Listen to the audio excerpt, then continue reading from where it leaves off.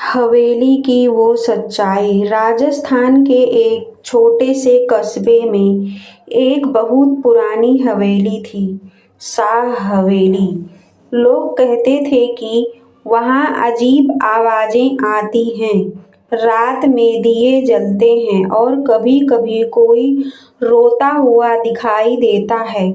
गांव के लोग उस हवेली के पास जाना भी पसंद नहीं करते थे। पर एक दिन शहर से पत्रकार आरव वहां आया। उसने सुना था कि इस हवेली में कुछ रहस्य छिपा है और वही सच्चाई जानने वह वहां पहुंचा। हवेली टूटी फूटी थी। दीवारों पर समय की दरारें और पुरानी पेंटिंग्स अब मुरझा चुकी थीं। मगर उस सन्नाटे में भी कुछ तो था, जैसे कोई अदृश्य नजर आरव पर टिकी हो। रात को जब आरव ने अपना कैमरा और टॉर्च निकाली, तभी अचानक हवा तेज चलने लगी। दरवाजा अपने आप खुल गया।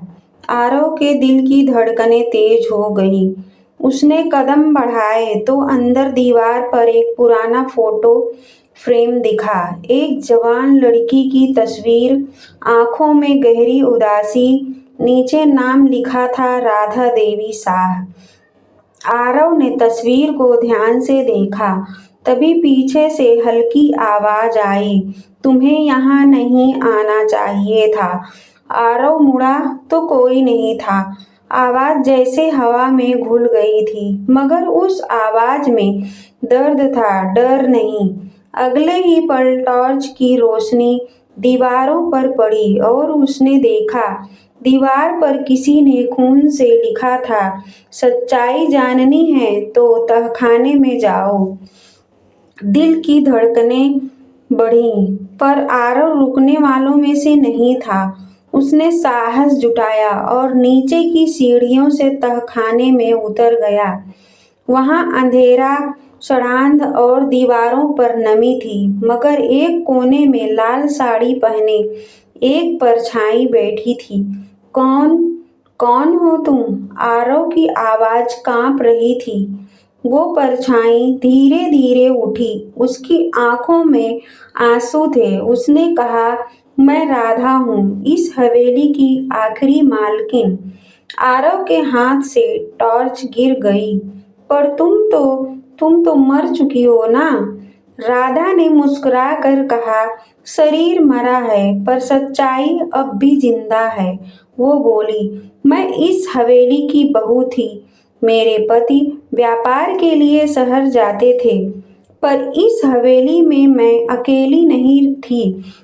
मेरे साथ लालच, झूठ और जुल्म रहता था। ससुराल वालों ने दहेज के लिए मुझे जिंदा जला दिया और सबको बताया कि मैंने खुद आग लगा ली। राधा की आंखों से आंसू टपकने लगे, मगर उसकी आवाज में आग थी। मेरी आत्मा इस हवेली में न्याय की प्रतीक्षा कर रही है। लोग डरते हैं मुझसे, पर मैं किसी को नुकसान नहीं पहुंचाती। मैं बस चाहती हूँ कि कोई मेरी कहानी दुनिया को बताए। आरव की आंखें भी भर आईं। उसने धीरे से कहा, मैं वादा करता हूँ राधा जी, आपकी सच्चाई अब छुपेगी नहीं। राधा मुस्कुराई, जैसे वर्षों बाद किसी ने उसका दर्द समझा हो। उसने कहा, धन्यवाद, अब मैं मुक्त हूँ। और इतना कहकर उसकी आकृति धुएं में बदल गई और पूरा तहखाना रोशनी से भर गया। हवा में गुलाब की खुशबू फैल गई, जैसे किसी ने शांति पा ली हो। अगले दिन आरव ने उस हवेली की पूरी कहानी अखबार में छापी। हवेली की वो सच्चाई, एक औरत की आवाज जो सदियों बाद सुनी गई। लोगों ने पढ़ा, आंखों में आंसू थे। गांव के लोगों ने पहली बार उस हवेली में दीप जलाए और राधा देवी की याद में प्रार्थना की। अब वह हवेली डर की नहीं, दया और सच्चाई की निशानी बन गई थी। आरव जब आखिरी बार हवेली से लौटा तो हवेली की खिड़की से हल्की हवा चली और किसी ने फुसफुसा कर कहा, धन्यवाद।